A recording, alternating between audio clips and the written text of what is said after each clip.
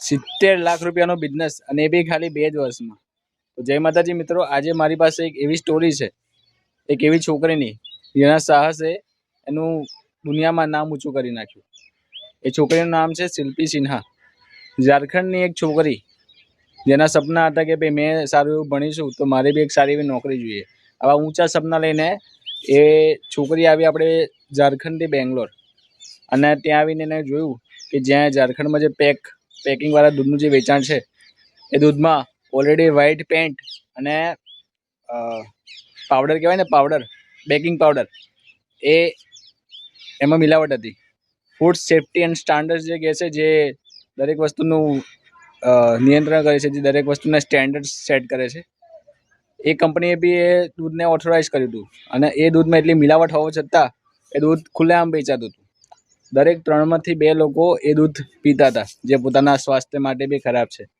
આ બધું શિલ્પી સિન્હાએ જોયું અને એણે નક્કી કર્યું કે મારે કંઈક કરવું છે ને, મારે આ લોકોને આ દૂધ નથી આપવું, મારે આ લોકોને જે દૂધ આપણા જીવન જરૂરિયાત માટે જરૂરી છે, શરીરના વિકાસ માટે જરૂરી છે, એ દૂધમાં આટલી બધી મિલાવટ એને પસંદ ના આવી।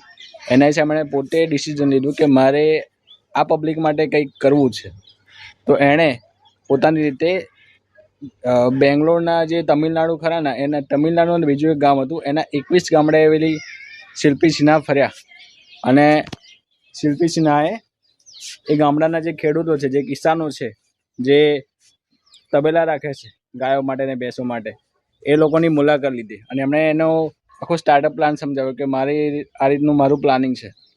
અને પહેલાં એને તો લગભગ લેંગ્વેજમાં થોડી તકલીફ પડી, પણ એ હિંમત નથી હારી। એણે પોતાની રીતે બધું એડજસ્ટમેન્ટ કર્યું અને પોતે 27 વર્ષની ઉંમરે એના જે ઊંચા વિચારો હતા એના હિસાબે એણે એક કંપની સ્ટાર્ટઅપ કરી। કંપનીના નામ આપ્યું ધ મિલ્ક ઇન્ડિયા।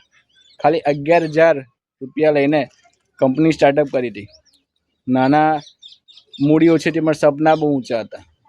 તો 11,000 રૂપિયા લઈને આ કંપની એણે જે સ્ટાર્ટઅપ કરી ધ મિલ્ક ઇન્ડિયા કરીને, ને એ જ કંપની ત્યાર પછી એટલી બધી આગળ વધી, ઓનલી 2 જ વર્ષમાં 70 લાખ રૂપિયાનો બિઝનેસ એ કંપનીએ કર્યો।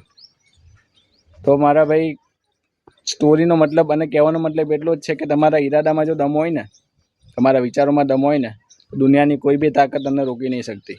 અને જે બી તમે ધારો ને એ વસ્તુ પૂરેપૂરું થાય છે। તો બસ પોતાના વિચારો મક્કમ બનાવો અને પોતાના સપના માટે જીવો, પોતાના સપના માટે મહેનત કરો।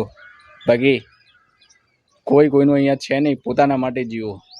બાકી મળું તમને નેક્સ્ટ વિડીયોમાં। આવી વિડીયો જોવા માટે પોતાના મારા પ્રોફાઇલને ફોલો કરી રાખજો। બાકી મળીએ નેક્સ્ટ વિડીયોમાં। જય માતાજી।